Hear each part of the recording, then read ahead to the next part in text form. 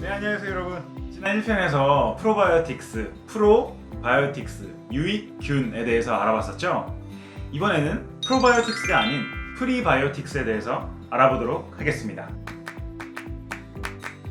자, 프리바이오틱스란 프리바이오틱스, 프리는 먼저 혹은 이전에 라는 뜻이고 바이오틱스, 균 혹은 박테리아라는 뜻이죠. 그래서 박테리아들이 살 수 있는 환경을 미리 만들어주는 그런 것들을 프리바이오틱스라고 하는데요. 일종의 유익균들이 살아갈 수 있는 그런 환경을 만들어주는 그런 것이라고 합니다. 유익균들의 먹이라고 할 수 있을 것 같습니다. 아니, 우리가 균들의 먹이까지 줘야 되다니. 참, 우리가 먹고 살 것도 없는데. 어쨌든 이런 프리바이오틱스라는 것들은 보통 식이섬유가 많이 들어가 있는 그런 식품들, 그리고 탄수화물류를 말합니다. 그리고 이런 프리바이오틱스들은 인체에 소화되지가 않고 흡수되지 않고 그 장 안에 남아서 프로바이오틱스들의 먹이가 되고 그 환경을 만들어주는 역할을 하는 것입니다.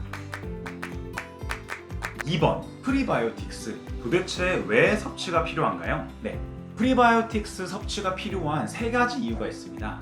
첫 번째, 이게 부족하면 우리가 프로바이오틱스를 아무리 많이 먹어도 이 프로바이오틱스, 이 좋은 균들이 장 안에 들어가서 먹을 게 없다, 그 환경이 좋지 못하다라고 하면 장에 있는 점막을 긁어먹기 시작합니다. 그래서 이들에게 좋은 먹잇감과 환경을 잘 제공하는 것이 정말 중요하다고 볼 수가 있습니다. 두 번째, 이 프로바이오틱스들이 정말 잘 살아남아야 하는데 과연 우리가 1000억 마리, 2000억 마리 이렇게 프로바이오틱스를 섭취를 하면 이게 다 살아있을까요? 그렇지 않습니다. 이게 장 환경만 좋으면 한 마리를 먹어도 그 한 마리가 24시간 이내에 2500마리까지 증식을 할 수 있다고 합니다. 그렇기 때문에 여러분들 유산균, 그 프로바이오틱스의 CFU라고 하죠. 그 모르시는 분들은 전편을 참고하세요. 콜로니 포밍 유닛, 그래서 장까지 살아가는 유산균 프로바이오틱스가 1000억 마리, 2000억 마리 이렇게 광고를 많이 하는데 그런 거를 챙겨 드시지 마시고 마리 정도의 300억 CFU 정도의 프로바이오틱스를 챙겨 드시되 그 전에 혹은 그 후에 프리바이오틱스를 같이 섭취하시는 것을 추천드리는 이유입니다. 세 번째, 이 프리바이오틱스가 어디 많이 들어있냐? 당근, 콩 이런 거에 많이 들어있다고 하는데, 돼지 감자 이런 거 많이 들어가 있다고 하는데 제일 좋은 거는 치커리 뿌리를 생으로 으드으드 씹어 먹으면 제일 좋다고 해요. 하지만 우리가 채소도 많이 안 먹고 치커리 뿌리는 더 먹기가 어렵죠. 그러다 보니 이러한 프리바이오틱스를 제제 혹은 분말 형태로 되어 있는 것을 꼭 드셔보시길 여러분들에게 추천드리는 것입니다. 그럼 우리가 탄수화물, 밥 많이 먹고 주스 쪽쪽 빨아먹으면 그냥 되는 거 아니냐라고 생각할 수 있는데 그렇지 않습니다. 이게 예전에 중학교 때, 고등학교 때 자연 시간, 화학 시간에 혹시 들어보셨을지는 모르겠는데 그 탄수화물의 종류에는 단당류와 다당류가 있습니다. 이 단당류는 그냥 쉽게 말해서 당이 되게 적게 들어있는 거, 다당류는 당이 많이 들어있는 것입니다. 근데 여기서 이 당이 아까 처음에 말씀드렸던 프리바이오틱스의 그 식이섬유 이런 역할을 하는 것들이 당의 형태로 들어가 있습니다. 근데 이 당의 형태들이 많은 게 좋을까요? 적은 게 좋을까요? 네, 맞습니다. 단당류, 보통 주스나 이렇게 달콤한 사탕 같은 것들, 그런 것들은 그 화학 구조 안에 당의 화학물이 많이 들어가 있지는 않습니다.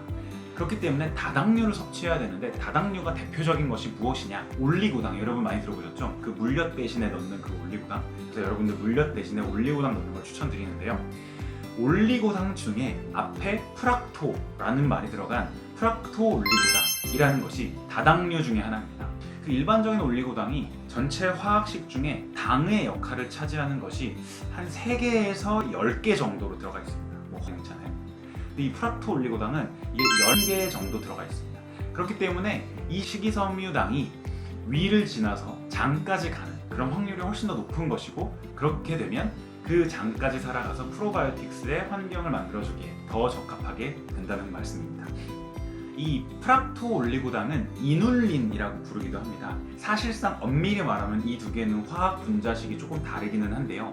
이눌린을 조금 더 그 정제를 하면 프락토 올리고당이라고 그 영양소가 나오게 되는데, 그 영양소를 우리가 섭취하면 프로바이오틱스를 위한 충분한 프리바이오틱스를 섭취할 수 있게 되는 것입니다. 이 FOS, 프락토 올리고당이 시커리 뿌리를 생으로 막 씹어 먹으면 제일 많이 섭취를 할 수 있다고 하나? 우린 그게 어렵기 때문이죠. 그러면 우리가 어떻게 해야겠나?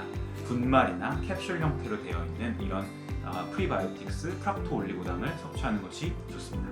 네, 이게 당이라고 하니까 여러분들 뭐 당이니까 막 당뇨 생기지 않을까요? 혈당 너무 올라가지 않을까요? 뭐 생각하시는 분들 되게 많은데요. 실제로 그리고 미국에서 FDA에서 연구한 결과 프락토 올리고당을 25g을 섭취를 해도 혈당이 유의미하게 올라가지 않는다라는 결과가 있습니다.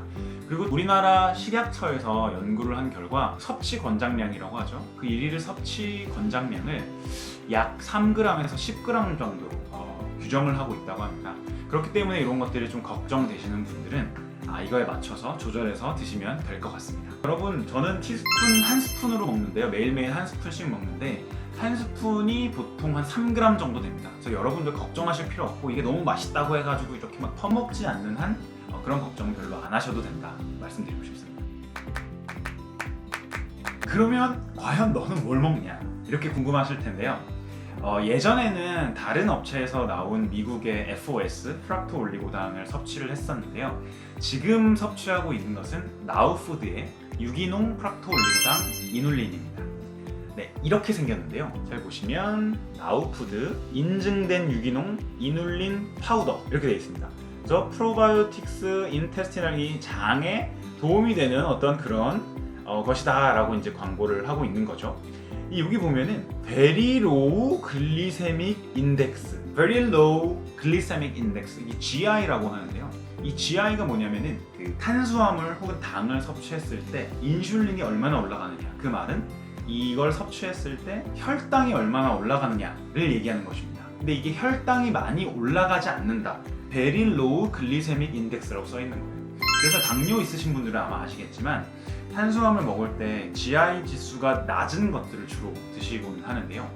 결국 이 이눌린, 제가 섭취하고 있는 이 이눌린 그런 GI 지수가 매우 낮아서 괜찮다고 생각을 했던 것입니다. 보통 식품 사실 때는 이 서플먼트 팩트, 그러니까 뭐가 들어있는지를 잘 보셔야 되는데요.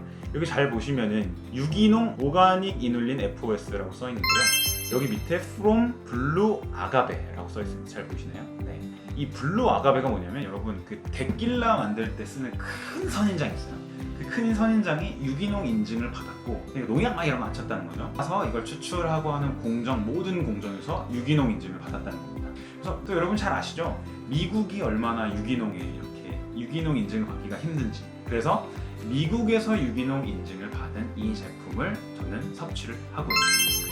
이게 먹는 방법은 말씀드렸다시피 공복에 아침에 일어나자마자 프로바이오틱스 캡슐을 하나씩 먹게 되는데요. 그 프로바이오틱스 캡슐을 먹는 그 물에 이 나우푸드의 이 이눌린 파우더를 한 숟갈 타서 이렇게 저어가지고 그 물로 프로바이오틱스를 마시면 됩니다. 이거를 매일매일 먹으라고 하는데요. 보통 토요일 아침에 항상 그렇게 먹는 걸로 정해놓고 먹고 있습니다. 이렇게 프리바이오틱스가 뭔지, 그리고 왜 필요한지, 그리고 어떤 제품을 먹으면 좀 좋을지 여러분들에게 추천을 드려보았는데요. 혹시 오늘 영상을 보시고 이 영상이 유익했거나 여러분들에게 도움이 조금 됐다면 구독 눌러주시기를 부탁드리겠습니다. 다음 편에는 이런 유익균, 프로바이오틱스가 아닌 효모균, 이스트라고 하죠. 이스트에 대해서 한번 말씀을 드려보도록 하겠습니다. 예고를 하자면은 요즘에 많이 드시는 것 중에 효모균이 있어요. 박테리아, 곰팡이류, 효모, 이렇게 크게 세 개 해가지고 우리의 장내 미생물들을 담당하고 있습니다. 이 세 번째 요즘 많이 드시는 사카로미세스 보울라디라는 효모에 대해서 들한테 추천드려보도록 하겠습니다. 그럼 다음 영상에서 만나요. 안녕.